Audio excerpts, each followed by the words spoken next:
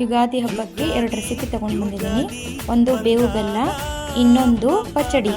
Hi friends, Ugadi ಹಬ್ಬದ ಶುಭಾಶಯಗಳು. ನಾನು ಇವತ್ತು ಬೇವು ಬೆಲ್ಲ ಹೇಗೆ ಮಾಡೋದು ಅಂತ ಹೇಳ್ಕೊಡ್ತೀನಿ. ಇದು ಬೇವಿನ ಹೂವು ಮಾಡ್ಕೊಂಡು ಇಟ್ಕೊಂಡಿದ್ದೀನಿ.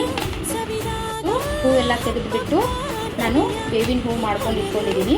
ಆಮೇಲೆ 1-2 ಸ್ಪೂನ್ ಆಗೋಷ್ಟು ಕಡಲೆ ಬೀಜ ಅಂದರೆ ಪುಟಾಣಿ ತೊಗೊಂಡಿದ್ದೀನಿ. 1 ಸ್ಪೂನ್ ಆಗೋಷ್ಟು ಬೆಲ್ಲ ತೊಗೊಂಡಿದ್ದೀನಿ.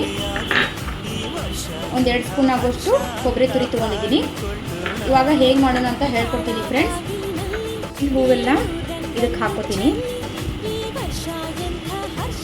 ಸ್ವಲ್ಪ ಹಾಕೋತೀನಿ. ನೀವು ಕ್ವಾಂಟಿಟಿ ಹೇಗಿರುತ್ತೋ ಹಾಗೆ ನೋಡಿ ತಗೊಳ್ಳಿ. ಇದೆ ಎಲ್ಲ ಆ್ಯಡ್ ಮಾಡ್ಕೊತೀನಿ. ಯಾಕಂದರೆ ಹಾಗೆ ಇದ್ದರೆ ಇದನ್ನು ಕಲಿಸಿದ್ರೆ ಮಕ್ಕಳೆಲ್ಲ ತಿನ್ನೋಕೆ ಇಷ್ಟಪಡಲ್ಲ.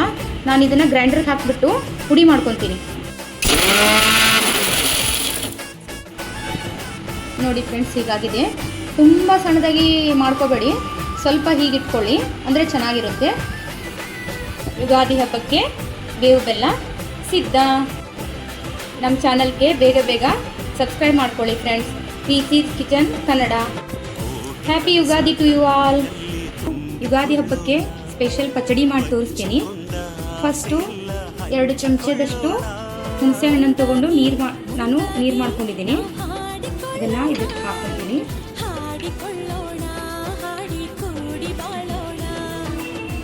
ಇವಾಗ 2 ಸ್ಪೂನಷ್ಟು ಬೆಲ್ಲ ತೊಗೊಂಡಿದ್ದೀನಿ. ಇದಕ್ಕೆ 1/4 ವಾಟರ್ ಹಾಕಿ ಅದು ಕರಗೋವರೆಗೂ ಸ್ವಲ್ಪ ಇಟ್ಬಿಡಿ. ಈ ಬೆಲ್ಲನ ಕರಗಿಸ್ಕೊಂಡು ಶೋಧಿಸ್ಕೊಂಡಿದ್ದೀನಿ.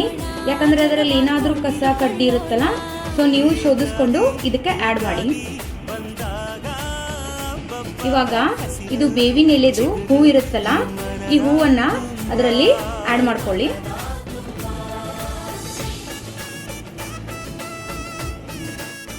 ಇವಾಗ 1/2 ಸ್ಪೂನಷ್ಟು ಕರಿಮೆಣಸಿನ ಪುಡಿ ಹಾಕ್ತೀನಿ. ಇದ್ರ ಬದಲಾಗಿ ನೀವು ಕೆಂಪು ಖಾರ ಕೂಡ ಯೂಸ್ ಮಾಡ್ಬೋದು. ನಾನು ಕರಿಮೆಣಸಿನ ಪುಡಿ ಯೂಸ್ ಮಾಡ್ತೀನಿ. ಸಣ್ಣದಾಗಿ ಕಟ್ ಮಾಡ್ಕೊಂಡಿರೋ ಮಾವಿನ ಹಣ್ಣು ಇಟ್ಕೊಂಡಿದ್ದೀನಿ. ಇದನ್ನು ಇದರಲ್ಲಿ ಆ್ಯಡ್ ಮಾಡ್ಕೊಳ್ಳಿ. ಸ್ಮಾಲ್ ಸ್ಪೂನಷ್ಟು ಸಾಲ್ಟ್ ತೊಗೊಂಡಿದ್ದೀನಿ. ಇದನ್ನು ಇದಕ್ಕೆ ಆ್ಯಡ್ ಮಾಡ್ತೀನಿ.